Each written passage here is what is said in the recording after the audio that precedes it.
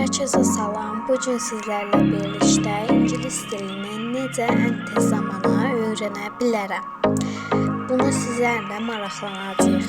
Hal-hazırda mən də İngilis dilini öyrənirəm. Amma bunu öyrənmənin ən asan yolunu özüm bacara bildim. Bugün sizlərlə birlikte bunu paylaşacağım. İngilis dilini bəzi insanlar deyir ki, mən İngilis dilini anladım və İngilis dili burada bitdi. Yəni mən İngilis dilini anlayıram və bilirəm. Bu belə deyil. Yəni harda desələr ki, hansı bir kursda desələr İngilis dilini məsələn də anlaya biləcəksiniz tamamıyla oradan qaçın.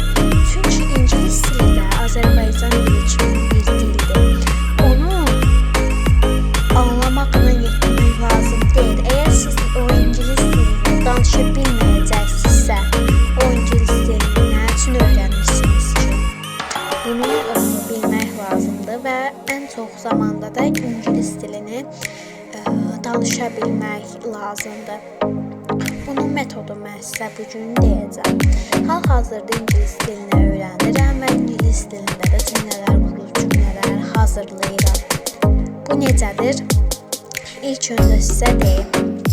Məsələn də İngilis dilində A1 səviyyəsindəsiniz.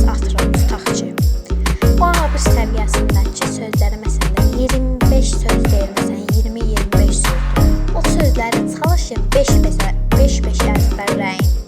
Necə məsələn də 55 əzbərlədikdən sonra digər 5, digər 5 və digər 5. Yəni 25-dən sözü əzbərlədikdən sonra başlayın o sözlərin üstünü örtməyə və özünüzə deyin. Məsələn, yemək, food, su, water. Belə siz öyrənəcəksiniz. Məsələn, məktəb, pul. Belə. Məsələn, şokolad, çikolat. Belə öyrənəcəksiniz. Məsələn də 5 öyrənəcəksiniz. Axırda da hamısını öyrənəndə sizin o beyninizə məsələn daha yaxşı davranacaq, daha yaxşı görəcək. Və o axırda da öyrəndiyiniz sözlərlə cümlə qurun. Və ən qəşəng metod da elə burada cümlə qurmaq. Siz öyrəndiyiniz sözlərlə cümlə qursaq, onu daha tez qavrayacaqsınız və daha tez adətdə olacaqsınız. O qurduğunuz cümlələri öz-özünə təkrarlayın, öz-özünə necə deyim, təkrar edin, öz-özünə danışın və bu metodla da siz İngilis dilini axırda ən qısa zamanda öyrənə biləcəksiniz. Əgər siz də mənim İngilis dili kanalıma abunə olsanız, İngilis dilinin daha bir çox sirrini öyrənəcəksiniz. Hələlik sağ olun.